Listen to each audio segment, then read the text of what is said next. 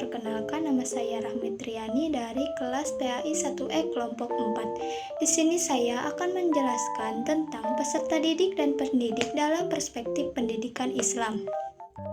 Ada beberapa rumusan masalah yang akan dibahas dalam pembahasan kali ini. Di antaranya yaitu yang pertama pengertian pendidik dan peserta didik, yang kedua yaitu pendidik dalam pendidikan Islam, yang ketiga yaitu peserta didik dalam pendidikan Islam. Pembahasan yang pertama yaitu pengertian pendidik dan peserta didik. Apa itu pendidik? Pendidik dalam bahasa Arab bisa disebut al-murabbi atau al-mu'allim. Dalam istilah pendidik atau guru bisa disebut al-muta'alim atau al-ustadi. Jadi pendidik adalah orang yang memengaruhi orang lain atau peserta didik untuk mencapai tujuan pendidikan yang dicita-citakan. Definisi pendidik terbagi dua. Yang pertama, pendidik kodrati, yang kedua pendidik karena jabatan. Apa itu pendidik kodrati? Pendidik kodrati yaitu orang tua yang secara kodrat telah diberi amanah oleh Allah Subhanahu wa Ta'ala untuk mendidik anak-anak mereka. Yang kedua yaitu pendidik karena jabatan. Pendidik karena jabatan yaitu orang-orang yang mempunyai jabatan sehingga mengemban tugas sebagai pendidik. Contoh seperti guru, dosen, dan lain-lain. Adapun pendidik dalam Islam. Pendidik dalam Islam yaitu orang yang bertanggung jawab terhadap pengembangan peserta didiknya dengan upaya mengembangkan seluruh potensi peserta didik, baik potensi aktif, kognitif, maupun komotorik. Namun, pendidik yang utama dan paling utama adalah orang tua sendiri. Yang kedua yaitu pengertian peserta didik. Peserta didik adalah setiap orang yang menerima pengaruh dari seseorang atau sekelompok orang untuk menjalankan kegiatan pendidikan. Pembahasan yang kedua yaitu pendidik dalam pendidikan Islam. Yang pertama, kedudukan dan fungsi pendidikan. Islam sangat menghargai dan menghormati orang-orang yang berilmu dan bertugas sebagai pendidik. Dalam Islam, orang yang beriman dan berilmu pengetahuan sangat luhur kedudukannya di sisi Allah. Sebagaimana firman Allah dalam surat Al-Mujadalah ayat 11 yang berbunyi, "Yarfa'illahu allazina amanu minkum wallazina utul ilma darajat." Pendidik memiliki beberapa fungsi mulia, di antaranya yang pertama sebagai pensuci yang artinya sebagai pemelihara diri, pengembangan, serta pemeliharaan fitrah manusia. Yang kedua sebagai fungsi pengajaran yang artinya sebagai penyampaian ilmu, pengetahuan, dan keyakinan kepada manusia agar mereka menerapkannya dalam kehidupan sehari-hari. Maka dari itu, peran pendidik sangatlah penting dalam proses pendidikan karena merekalah yang bertanggung jawab dan menentukan arah pendidikan tersebut. Maka sebab itulah Islam sangat menghargai dan menghormati orang-orang yang berilmu dan bertugas sebagai tenaga pendidik. Selain itu, Islam juga memerintahkan setiap muslim yang berilmu untuk menyebarkan ilmunya kepada sesama manusia. Yang kedua yaitu syarat guru dalam pendidikan Islam. Sujono menyatakan bahwa syarat guru adalah yang pertama, umur harus sudah dewasa. Yang kedua, kesehatan yaitu harus sehat jasmani dan rohani. Yang ketiga, keahlian harus sudah menguasai keahlian yang akan diajarkan kepada peserta didik. Yang keempat, berkesusilaan dan berdedikasi tinggi. Yang keempat yaitu sifat guru dalam pendidikan Islam.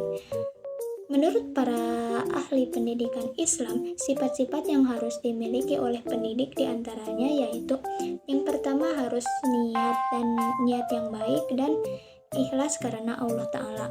Yang kedua yaitu tawadu, rendah hati.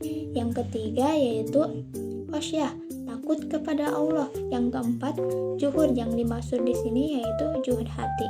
Yang kelima, sabar dan rendah hati. Dan yang keenam yaitu menguasai bidang studinya.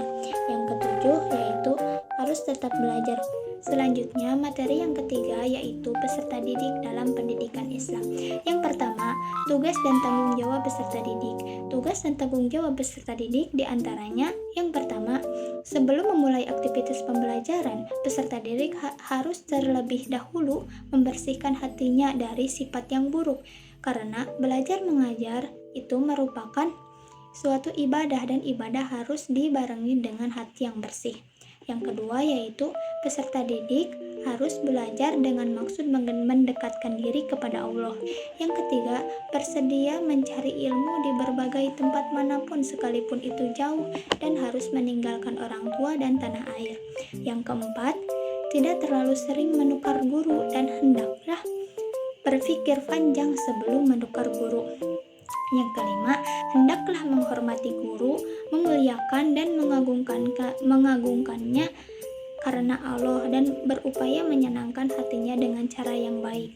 Yang keenam yaitu jangan merepotkan guru, jangan berjalan di hadapannya, jangan duduk di tempat duduknya, dan jangan memulai bicara tanpa seizin darinya. Meskipun kita sudah menjadi seorang guru atau seorang tenaga pendidik, kita harus tetap belajar karena ilmu sifatnya berkembang dan dikhawatirkan adanya kekeliruan atau terjadi kekeliruan dalam memahami ilmu tersebut dan dapat berakibat fatal. Selanjutnya yaitu sifat-sifat peserta didik. Di antaranya yang pertama yaitu belajar dengan niat ibadah dan ingin mendekatkan diri kepada Allah. Yang kedua, harus belajar menyeimbangkan antara kehidupan dunia dan kehidupan akhirat dan tidak berat salah satunya.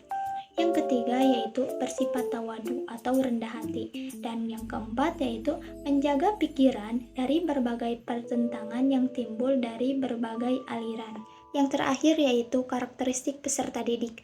Beberapa karakteristik yang dimiliki peserta didik diantaranya yang pertama, belum memiliki pribadi dewasa sehingga masih menjadi tanggung jawab pendidik.